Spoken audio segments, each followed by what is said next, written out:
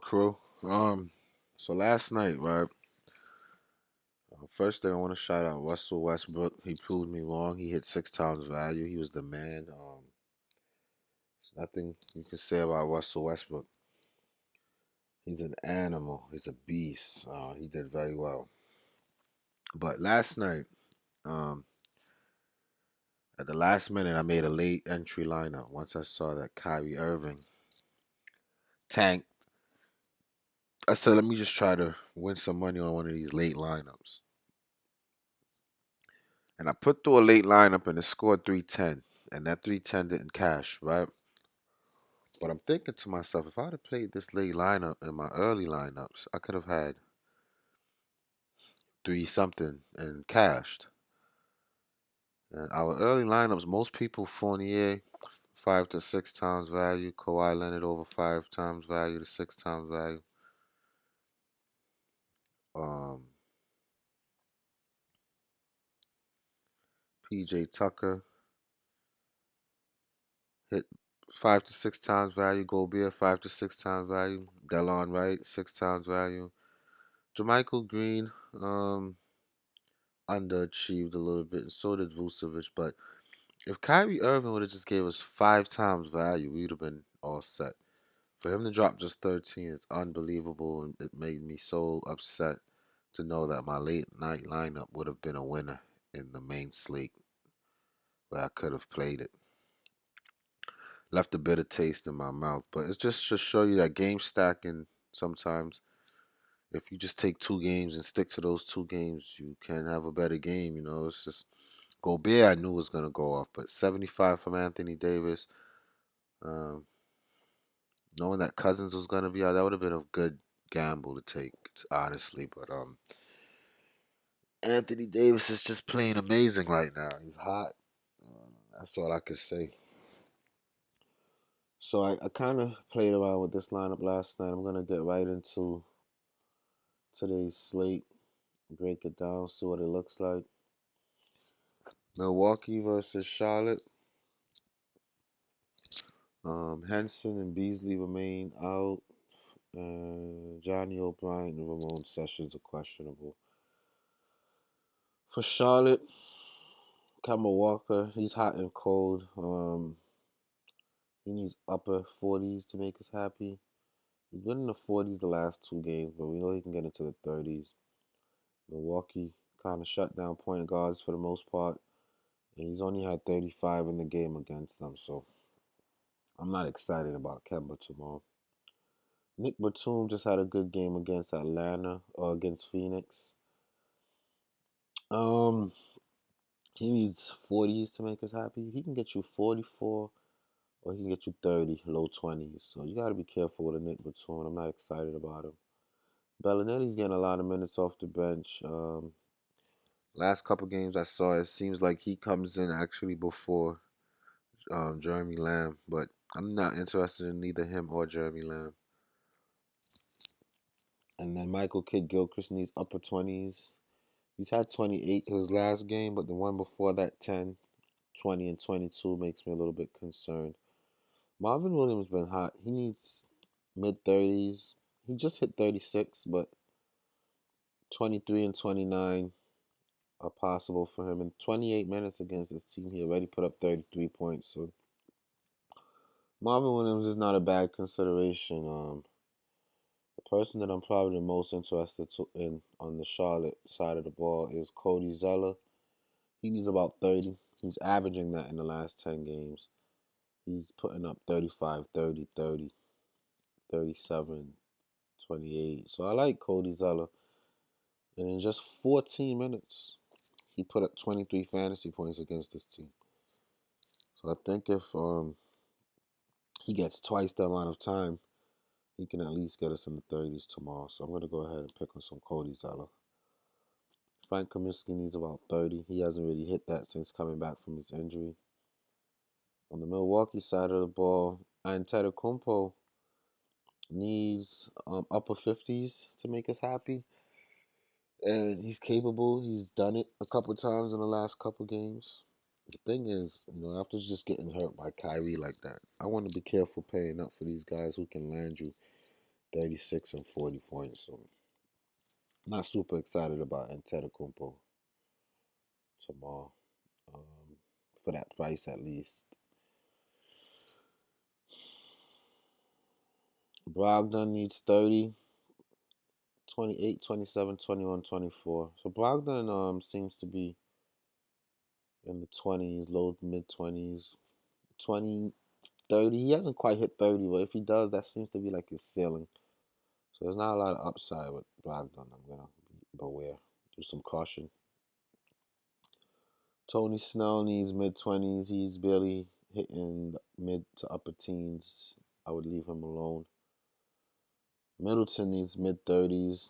He'll get you 33, 18, 28. We're looking for 6 times value for my players. That way, if they end up with 5.5 times value or 5 times value, it wouldn't really hurt you. But we like players with upside as well that can get 7 or 8 times value. That'll balance you out around the 300 point mark for the night. Teletovic needs about 18, 15, 6, 22. He's been up and down. Monroe needs 30. He can get you 23 or 32, 20 or 26. A little bit too up and down for my liking. With Hudson out, Monroe might be worth a look. It's just that just not too sure about Monroe. All right. Another thing is the guy that just won 150K. He game stacked on the Chicago Bulls that day when he won the money. So game stacking seems to be increasing the chances of winning. You just don't know which one to stack. And I would stack game stack with players who have dominant roles on their team, like Anthony Davis did and a Gobert. You get those two in, and you can do very well. Tonight, I don't see any games that have like a single dominant, other than the Houston Golden State game. That's not a bad game to stack. It's just an expensive game to stack. You really can't stack too many starting lineups in that game without going over salary. So it's kind of hard to stack tonight. But nights like last night, when you have two teams going against each other, with especially two bigs that are the go-to for their team and take more. If you have two bigs that's going to guarantee to take more than 20 shots and have upside of 50 and 60, that's a game that I wouldn't mind stacking. And I probably should have last night. Um, and that's it for that game. Minnesota versus Indiana. Al Jefferson is going to be out. Glenn Robinson is out. And Stuckey is questionable. Let's start with the Pacers.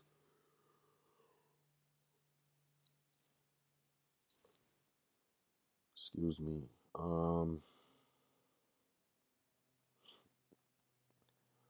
The Pacers, Stuckey. Let's see what's going on with him.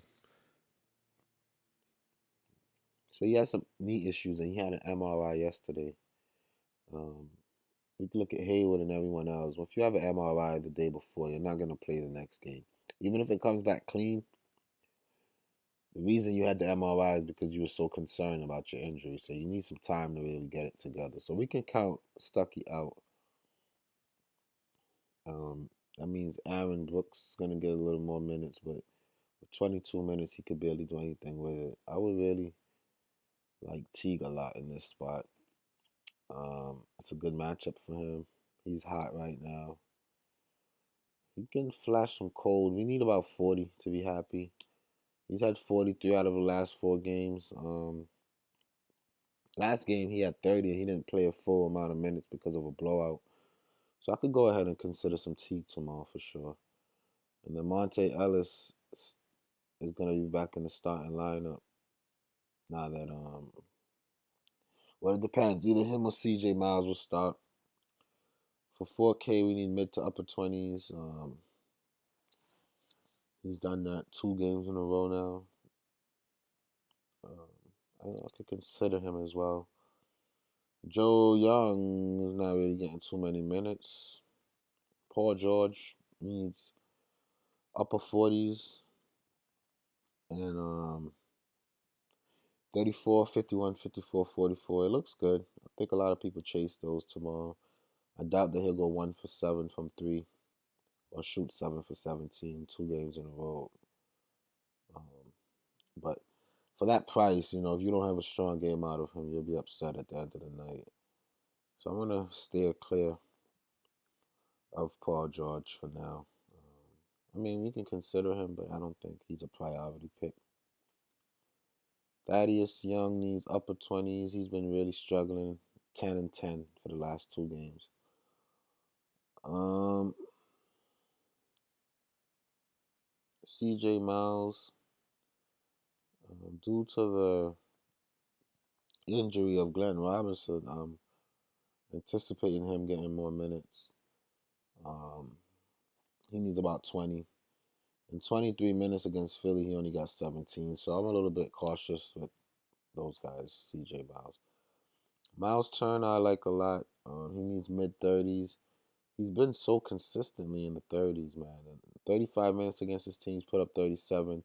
I like to play bigs against Karl Anthony Towns. A lot of teams tend to abuse him down low. Um, he's crashing the board better. He's been in the 40s, and he has some 45 upside, and he's pretty much consistent in the 30s. 40 will make us happy tomorrow. I'm going to go ahead and consider him as well. That's it. On the Minnesota side of the ball, we know this is a good matchup for Rubio. It's just that he's been kind of up and down. He can go from 28 to 54, 29. I'm getting the sense from this team that they know that they're not going to make the playoffs, and they're kind of like backing out of competition now. We just saw Karl Anthony Towns only play low 30s when they were fighting for playoff. He was up in the high 30s, low 40s. So they're really starting to not to use caution and not get anyone hurt unnecessarily. They figure that they're out. So Chris Dunn has been picking up a lot of minutes, and he is good. Okay, going against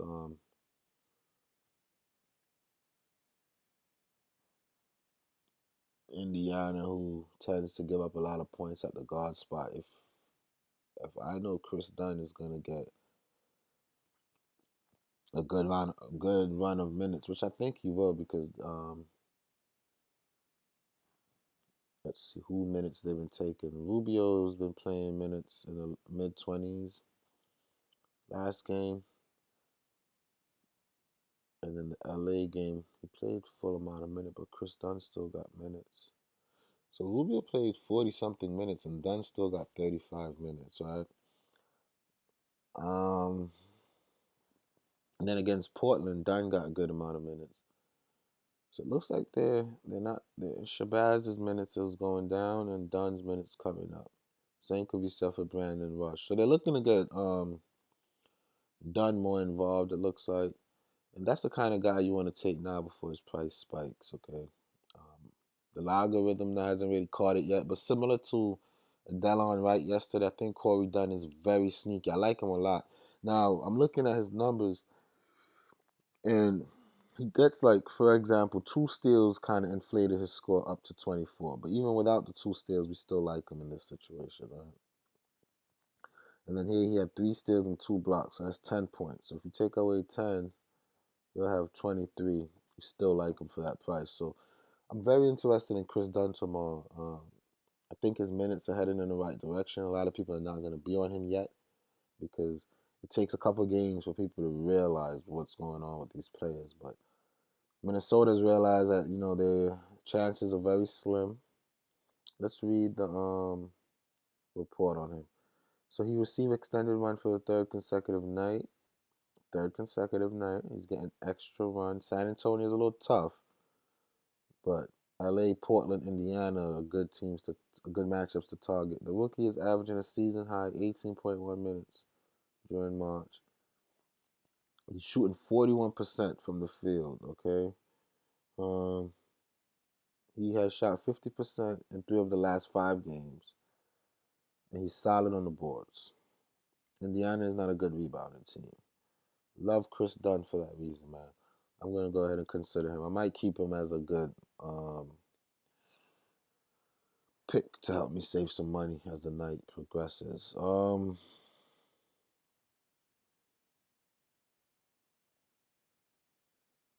Shabazz Muhammad and Tyus Jones are not really interested. Andrew Wiggins, he's about 40. And again, they're not playing these guys a lot of minutes anymore. These guys' minutes are going to start winding down, and they're going to start running out their bench some more and see who they want to keep for next season. They're done. And to expect 40 from this guy, I mean, he just had a 50-point game against LA, but other than that, he's been in the 20s and 30s. I would stay away. And then Gorgie Jang, he's about 30. I like to pick Gorgie Jang, and I think he will hit 30 against this team. Indiana is a very easy matchup for him to do so, but I'm really interested in value on this team at this point than picking on their starters. And he got 4 steals and 2 blocks. So, and then the game before that, 3 blocks. So if he's gonna get a lot of blocks and steals, yes, but I'm just not super. I mean, I'll consider him because he fits the system. He's 30 out of 3 out of the last 4 games, but I'm not really confident. And then Carl Anthony Towns, we kind of spoke about. He needs 60. He just dropped a 20 bomb and 250 bombs before that, and the 40s a lot. So I'm not really interested in him as well. Miami versus Detroit. Um, Dion Waiters. Reggie Jackson has already been ruled out, so he's not playing. That makes me like Ish Smith quite a bit.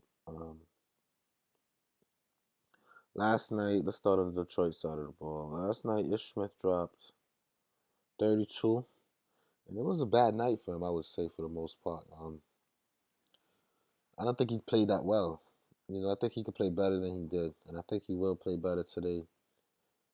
It's a back-to-back flying from New York to Detroit. That's quite a bit of a flight.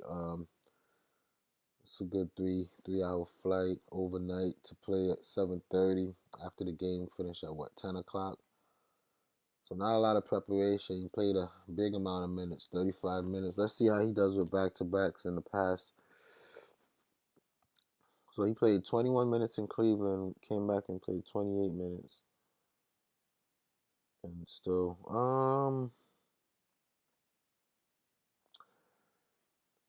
if Ish Smith is gonna get minutes north of 30, I like him. I think he's definitely a point per minute kind of guy most nights. This is a tough matchup for him in Miami, but let's take a look. Let's do some research.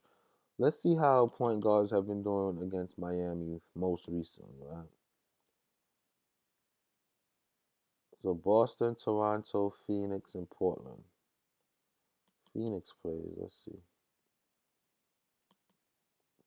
how Ulis did against them. So Ulis struggled, and Ulis normally does well. He struggled against Miami. I'm gonna go on the NBA website and just kind of look at those games that Miami played and see how point guards do against them. Because I am cautious with playing point guards against Miami. I must admit they're pretty good. Let's see how Isaiah did.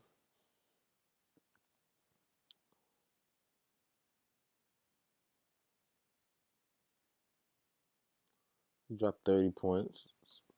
It's not too bad. But I want to see like a regular point guard that's not like a big superstar MVP kind of candidate kind of guy, right? Let's see who else they played. Corey Joseph. He's not really the go-to person on his team, but he's decent, right? Only 7 points. So I'm a little cautious with playing point guards against the Heats. But Ish Smith, I mean, if his price was like mid 40s, yes, but 5K for Ish Smith, it does worry me just a little bit. It does.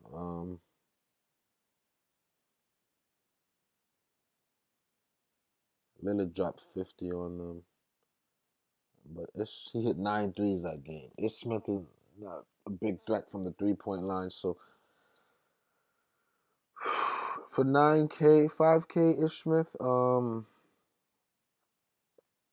A bad matchup. Let's see. Like Cleveland is an easy matchup. He did well. New York, point per minute kind of guy. Cleveland, he does. Utah, we know, has been giving up a lot to point guards. I wouldn't call that easy. Phoenix, Brooklyn, Chicago. So he hasn't really had any tough matchups. I'm gonna stay clear of Ish Smith for 5K. I know he did well last night, but on a back-to-back, he just played 40 minutes, and it's not a great matchup. I'm just a little bit concerned about Ish Smith tonight. And that team is struggling. I'm not really too confident. Caldwell Pope needs 30. He has been nowhere near 30. Marcus Morris needs 30. He has been nowhere near 30. This team has just been struggling, man. And Miami is scorching hot. I don't think that I'm gonna stay away to Tobias. Maybe some Andre Drummond. I maybe like Andre Drummond.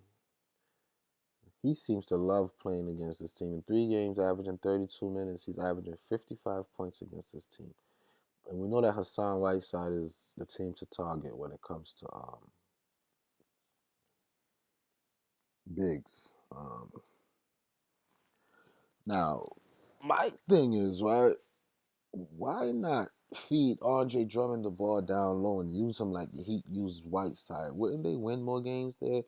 He's only shooting 7 shots a game. I mean, when he does shoot more, his field goal percentage is not that great for a center anyway. If you look at Whiteside field goal percentage, it's pretty good. At least over 50% every game. Sometimes 80, 90%. But when Drummond shoots the ball, a lot of times he's under 50%. I just saw, right? Yeah, 37, 33%. So when they try to feed, so nothing is just working for this team. I'm gonna stay away. I think Drummond has good history against this team, but I'm not gonna chase that the way that they've been struggling. And Whiteside is on a mission right now, so I'm all set. Dragic's been struggling. He needs mid 40s. He hasn't been nowhere near the 40s. Jason Richardson's been getting some starts. He needs 30. He hasn't been near 30. Wayne Ellington needs about 20. He just had 4 points. James Johnson seems to be heating up, but I have a hard time playing these bench players, man. And as much as I'm tempted to play him, I won't play him off the bench for 6K. I just don't like bench players for that price. But he's been good. He's been hot. 33, 30. Last time I took a shot at him and played him, he got 16. So then I stopped playing him, and then he's back in the 30s. So I'm not gonna play him. I let everybody else get him and have success with him. But on the bench for 6.6, I mean the minutes are gonna be there, but I'm just not interested in a slower pace Detroit team. And then Whiteside, of course, we gotta consider. He needs mid 40s. He struggled in the 2 games against this team. He's been 45, 40, 52, and 40. I need upper 40s, and I wouldn't say he's been doing that consistently. Plus, his hand, he admitted that having his hand wrapped, he just got stitches. Stitches take at least, I would say, at least 2 weeks to get back comfortable. His hands are still sore. His hand is still sore. I don't trust him with the stitches. He came out with the stitches the other day and he gave us 45 against an easy Boston, but in a tougher matchup with stitches in your hand, I'm not gonna mess with it. I'm gonna stay clear. All right, and then Philly versus Brooklyn. The thing to look out for is Jaleel Okafor. If Okafor misses again, which I think he will, he said recently that they've been very cautious about his knee. So I'm gonna call him out for this video's sake, and if anything changes, then I'll update. I'm gonna call him out, and if he's gonna be out, someone that I like a lot today is Sean Long. This guy, man, he's just exploded in 50s, more than a point per minute, man. 15 minutes, 20 points. 11 minutes, 17, 19, 31, 23, 32. And what's even more important to note is his minutes went from 4 to 9 to 7 to 11 to 15 to 19 to 23. His minutes is trending up. And his price going from 38 to 42 is not worth it, man.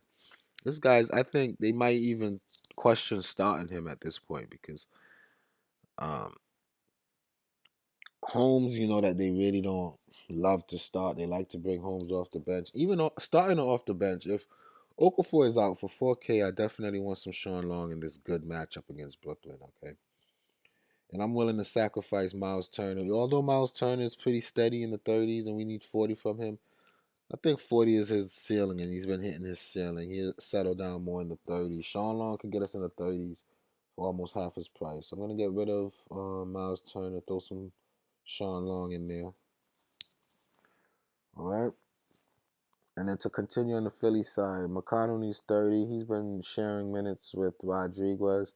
This Rodriguez kid, man, he's continued to crush 8, 9 times value. But when I play him, it's 14 and 9. So because of how up and down he can be, this is a good matchup. In 17 minutes, he's put up 14 points. He's been getting minutes in the 20s 3 out of the last 5 games. But I'm all right. I'm not going to go that low. I'd rather go that low for Chris Dunn, knowing that he'll get the minutes and in a good matchup as well. All right. Stauskas, same thing. He's up and down. He can get you 13 and 11 or 23 and 34. It's just too up and down for me. Henderson needs 18. He could go from 9 to 28, from 10 to 14. It's too up and down. Covington needs 40 with 28, 19, and 19 in his last 3. I'll be careful. And then Saric needs about mid 40s, 21, 50, 24, up and down. Rashawn Holmes needs mid 30s, 34, 13, 13. It's a good matchup for him, man. But I'm going to stay clear and go Sean Long. On the Brooklyn side of the ball, now it's important to note that Brooklyn is they're playing like they're trying to get in the playoffs. And the reason is because although tanking would make sense for draft picks, they don't own their draft pick. Boston do. And they don't want Boston to have the number 1 pick, especially with the good team that they already have. So this team is trying to win as many games to get up in the standings to hurt that pick for Boston. That's exactly what they're doing. So they're going to try to win games at every cost. So I'm looking to take advantage of all the good matchups here, okay? Jeremy Lin, these mid 30s. We know that he got banged up in a couple of the previous games and didn't stay in too much, but in a very good matchup in Atlanta, he already did 40. I feel better playing Lin than Jeff Teague. I'm going to make that swap only because they have potential to give me similar point amount, and one is $1,000 cheaper.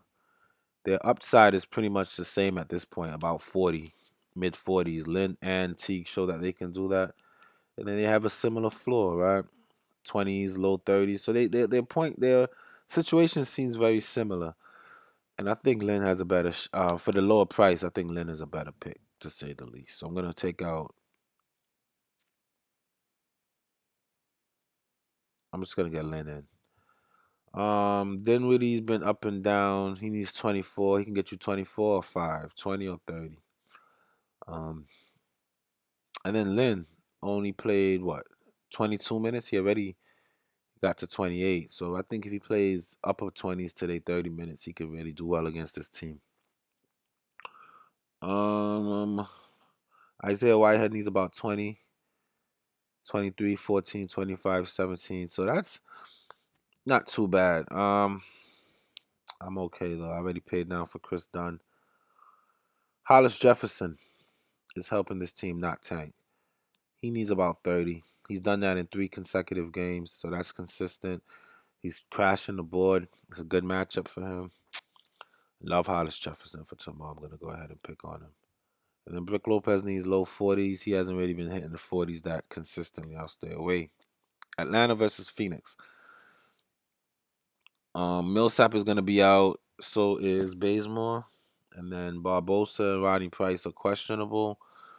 I do like to attack Atlanta at the point guard spot. Shooter needs upper 40s. I wouldn't bank on him getting that. The guy, man, I see this guy lay on the floor after missing a layup. He thought he got fouled, so because he thought he got fouled, he gave up on the play, lay on the floor, and the team went down and had a fast break. The point guard had a layup. The guy didn't even try to get back into the play. So yes, he got some 50-point upside. We need mid 40s from him. He's gotten there, but I'm not as interested in a guy that plays the way he does, to be honest, man. I'm not really interested in Shooter tonight. There's a lot of point guard value elsewhere. I just have a hard time. I hate playing a guy. I have a hard time playing him for 8K though. Really hard time. Tim Hardaway Jr. in a better spot should do better. In 25 minutes, he put up 30 points against this team. He's getting minutes in the upper 30s. I think this fast-paced game, up and down, suits Tim Hardaway's style of play. It's just hard for me to rely on a guy that needs about 40 when he plays Brooklyn and only get 28. It just shows how up and down he is. If he has a good game, he can really crush. But who's to say for that price that he will, right? I'm not interested. Torian Prince is interesting. He needs about 30. Again, when he gets 30 minutes in Charlotte, well, that's a tough matchup. Phoenix is a better matchup. Um, they already announced that he will start again, so we know his minutes will be around 30. Atlanta is holding on to dear life in the playoff. If you look at in the standings, they're at threat. They're only 2.5 game in front of Chicago, so they can easily. They're on a 7 game losing streak. So Atlanta is not really in a good spot right now. They need to win. So picking on Torian Prince may be a good idea. It's just that I don't know who I would take out for him. I like Paul George better than him, and Hollis Jefferson is a no. So he plays small forward. So I like him more than Gorgie Jang at this point. So let's put Hollis Jefferson as the power forward, and then Prince as the forward. We can do that and have a lot of money to play with at the end. All right. Continuing on the Atlanta side of the ball. Ilya Sovan's 36. He hasn't really been doing much. 32, 26, 21. Phoenix is a good matchup. I get it, but I'm all set there. And then on the Phoenix side, point guard Ulyss love to attack Atlanta at the point guard. He needs 40 to make us happy. We know he can do 40, does a couple times, but that seems to be like his ceiling, right? And if even if Barbosa and those guys are out, Barbosa got some hamstrings. So for the most part, Barbosa is going to be ruled out. Um, that just probably makes me like Booker more than him. But I'm gonna stay away. The Suns guy that I like the most. So Booker as a two guard, right? He needs about 40. He just dropped 90, but that was kind of fake, right? He needs mid 40s. He's been in the 20s and 30s quite a bit. Atlanta is the team to go off against, but I do like him more than Monte Ellis. I do. Um, Monte Ellis, even with the start, didn't do great. So I could take out Monte Ellis and consider Devin Booker. Why not? Moving forward, TJ Warren um, is my favorite Phoenix player. Because not only is he going to take a ton of shots, he can make most of them. He'll get you rebounds. So he plays good defense. He has a steal in 7 of his last 10 games. Atlanta is very careless with the ball. I don't doubt him getting some steals. Do I like him more than Hollis Jefferson? Not for the price. Hollis Jefferson for $2,000. And then Paul George, with no backup and all that his team have, I will hold on to Paul George at home. I like him more than Booker, yes, but he's a forward. And Chris Dunn is not two guard eligible, so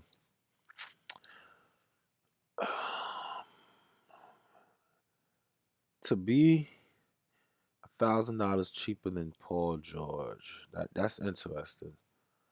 And then we know that Minnesota plays okay defense, and they're like a slower team, so I don't mind. Warren at a cheaper price than George. George has a little more upside. Warren has the better matchup, and Warren comes at a cheaper price. So I think it's safe to go ahead and I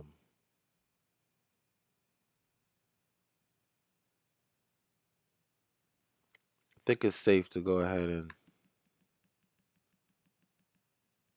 computer's messing up. Just give it a second to get it together.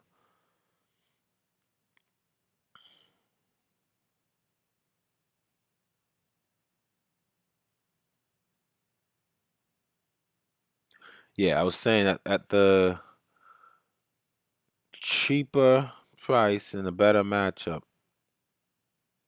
Although Paul George has more of an upside, I think the floor for Warren is not too bad tonight. I'm comfortable taking out Paul George and getting T.J. Warren in. Yeah, Marquise Chris needs mid 30s. He's been in the teens for 2 games, so that alone would just scare me. Allen Williams need 30, um, 27, 32, 28, 10. It's a little bit scary. So that's as far as I'm interested in that game. Houston versus Golden State. Kevin Durant's remain out. Ryan Anderson remains out. Let's start with Houston. So James Harden could possibly be the highest scorer of the night. You don't want to miss out on that. Similar to Russ Westbrook, and he's chasing this MVP with Russ, and this is a matchup that could be a playoff matchup. James Harden's full of pride. He's coming out for these games. He didn't have a great game in OKC. But in Golden State, he doesn't really have great games. He's averaging 50s against them. But he has the potential to go off on any given night. And if he has a down game, count on him coming back with an up game. All right, he doesn't stay with the down games too long. So 60 point will be 5 times floor. We need more 70s from him. It's hard for me not to play him. I like him way more than I like Devin Booker. I don't really even love Devin Booker. So I'm gonna take out Devin Booker. Go ahead and put some Harden in there. All right. Moving forward, Lou Will just went off, but it's one every other game that he's gonna go off. He went from 44 to 10 to 13 to 20. I don't know if it's gonna be Lou Will's night. Pat Beverly needs about 30. He can go from 9 to 30 to 30 to 13. So very volatile. Eric Gordon needs about 30. 29, 26, 26, 21, 20, 24, 26. So I guess we could say his floor is 5 times value, but his upside is not really there. And there's no one here that I would take out Eric Gordon for. I could take out Chris Dunn for him, but it's still not enough. It's only 5,100, so it's just not gonna work. Trevor Ariza is heating up. He just dropped a 50 bomb in OKC. He went 6 for 8 from the 3 point line, shot the ball 9 for 11. I'm not gonna count on him doing that again. The other games are 19, 29, and 16. And I've been waiting for Trevor Ariza. I knew that he's about to go off any game. And he had that big game. I don't think we played him that day, but I'm not gonna play him today. No. Power forward. So with Ryan Anderson missing, Decker's been getting a little bit extra one. He got 24 minutes against OKC, which is a tough matchup down low. But we saw the last game. I actually remember this game watching it. Decker was like going off in OKC. Like for real, man. He was really going off. If he's gonna get an extended run, I know he's a high energy guy, man. Decker is very sneaky tonight. I don't like him more than Hollis Jefferson. I guess I don't like him more than Warren, Harden, Lynn. So there's no one I would really trade Decker out for, but I like Decker a lot. If I actually like Decker more than Chris Dunn, but there's no way to do that. My guard situation is pretty set. So love Decker in this matchup. He I think he'll do well with the extended minutes with Ryan Anderson out. He had an off game in OKC, so people are not going to be looking at him, right? But Decker's coming out tonight, and it's up pace game, and I think Decker's gonna have a very good game. Um, and then Clint Capella needs 30. His floor is 5 times value. He's hit 30 a couple times. He doesn't really have great upside. He already played 2 games, only 22 minutes, and put up 30 points against his team. Him and Nene kind of split minutes. Same thing could be said for Nene. Nene's been really great, man. For 4,400, he's 6 times value 3 out of the last 4 games. He's done it so consistently. He got upside in the 30s. Um, Nene shooting at a high percentage, blocking, stealing, rebounding, scoring. Nene's even shooting threes, y'all. He missed it, but he's shooting threes. Love Nene tonight, man. I might even like Nene more than Sean Long, being that Nene's starting. Um, is Nene starting?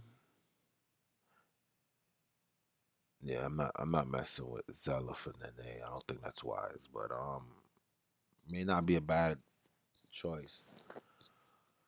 Um Something tells me Nene is gonna have a good game. I like Nene a lot tonight.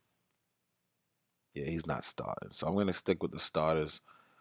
But I like Nene. I like Nene a lot. I think he'll have a good game. On the Golden State side, Steph Curry, he needs mid 50s. He's been in the 40s quite a bit. He does have 68-point upside, but we can't guarantee it. Eaton Clock, not worth it. Klay Thompson thrives on these big games. He's been doing okay. He's up and down. He needs mid 40s, and 38, 15, and 38 doesn't make me super confident trying to play him. All right. Matt Barnes, he's mid 20s, and this is a high over under, and I get it, but I'm not. I don't know. I don't know. I think Draymond will have a big night. He's historically put up big nights in his team, averaging 40 points, putting up 52 fantasy points against Houston. The thing is, those are with Durant. Without Durant, the team is a different team dynamically, and I just don't know how well Draymond will do tonight. So I'm not gonna gamble on any of these picks. If you get the right picks from this game, it will win you money. I just don't know which ones are the right ones. And then Zaza. And that's it. We have $1,800 to spend. I would say I will either go up from Prince or Chris Dunn. Everybody else I'm pretty good about. Maybe even Sean Long if words drops that Okafor is playing. So what I'm gonna do is instead of messing with this core, I'm gonna submit it and the video here. And then once injury news comes out, I'm gonna apply this $1,800 somewhere, right? If I'm gonna do it for Dunn, I would have let's see, $5,100 for a guard. I would probably look at Ish Smith at that point, right? Get rid of Dunn and put Ish Smith in and be happy. Even though I'm not too big on Ish Smith, probably not. I'll probably let's see if we go up on Torian Prince for 6,600, we can get for a forward James Johnson over Torian Prince. I'm okay with that. I don't really like bench players, but I know that he's been hot. I'd probably rather do that than to go up on Chris Dunn for Ish Smith. James Johnson price 6.6. I'll take another shot at him maybe. Or let's say that it drops that Holmes is playing. I can go up from Sean Long to um, nobody really. I think I'm gonna stick with Sean Long regardless, just because I like him a lot. Um, I like him a lot, even off the bench. Even if Okafor plays, I think they're gonna try to get him some minutes. I don't think Okafor is gonna play. I really think he's not. They say that they're real cautious with his knee. Um,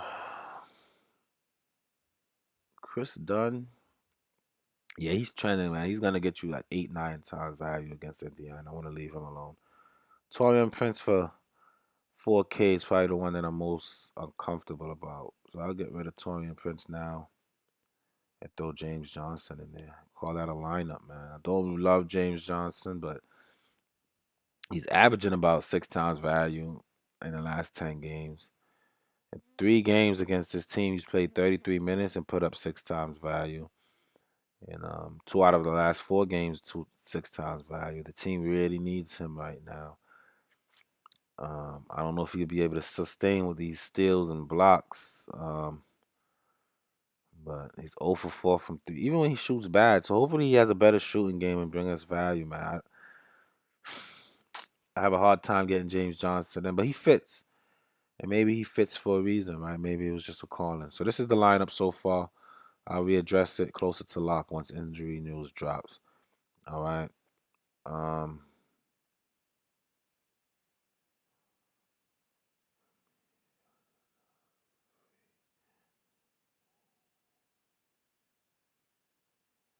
and kind of compare it with what I had. So it's pretty much the same, but the only instead of it was Ish Smith and T.J. Warren instead of Chris Dunn and James Johnson, which still is not a bad trade-off. Right, Ish Smith and T.J. Warren over Chris Dunn and James Johnson. I think I could stick with that because I like Ish Smith more than I like. Um, how does that work? No, I have T.J. Warren. So who was it? Let's see. Who was it? Torian Prince that I had in this lineup. All right, so Ish Smith and Torian Prince, Lynn Harden. Let me just switch this around so I'm not too confused.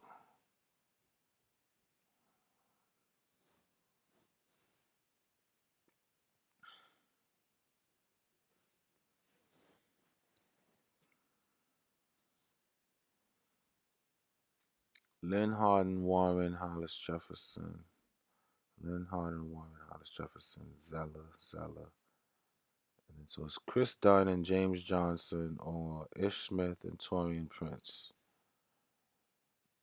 Nah, that's a better. So yeah, I think it's like pick, Ish Smith. Let's just say he get us 30 and Torian Prince get us what 25. That's 55 realistic, and then James Johnson gets 30 and Chris Dunn gets 25, which are both likely. So um, it's just 2 bench players versus 2 starters. And that's where I think I went last night was staying away from the bench. But if you got good bench that will get you minutes and you trust it, then you go with this lineup. So it's pretty much pick your poison. Closer to lock, I'll see which one I like more, and that's the one I'll go with. But these are my 2 lineups, and I'm gonna play it with confidence tonight, guys.